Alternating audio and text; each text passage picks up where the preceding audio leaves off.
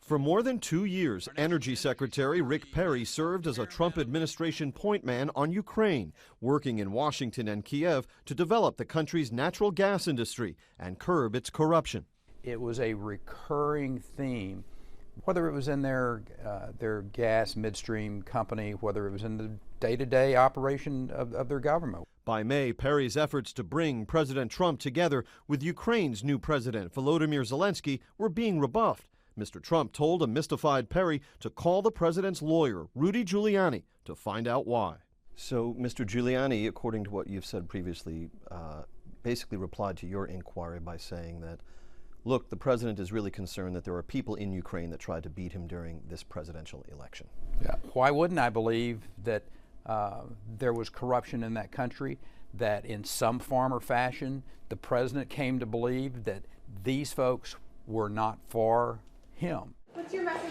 According to testimony by Fiona Hill, a former aide to John Bolton at the National Security Council, Perry participated in a July 10 White House meeting with Ukrainian officials that Bolton angrily terminated after Gordon Sondland, the ambassador to the European Union, indicated to the assembled that Zelensky would only get a meeting with President Trump if Ukraine investigated the president's Democratic rivals here at home.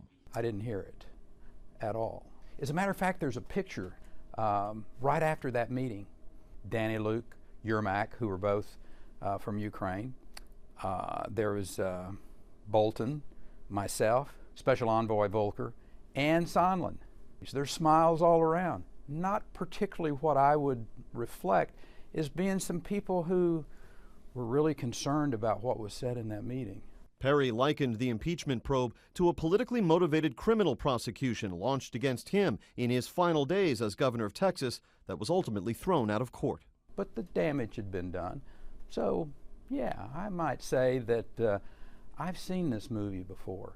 But the Hill seems to be so focused on trying to stick a fork in this president, or at least prick him, that we're missing what our real job is. Our real job is to do the work of the American people.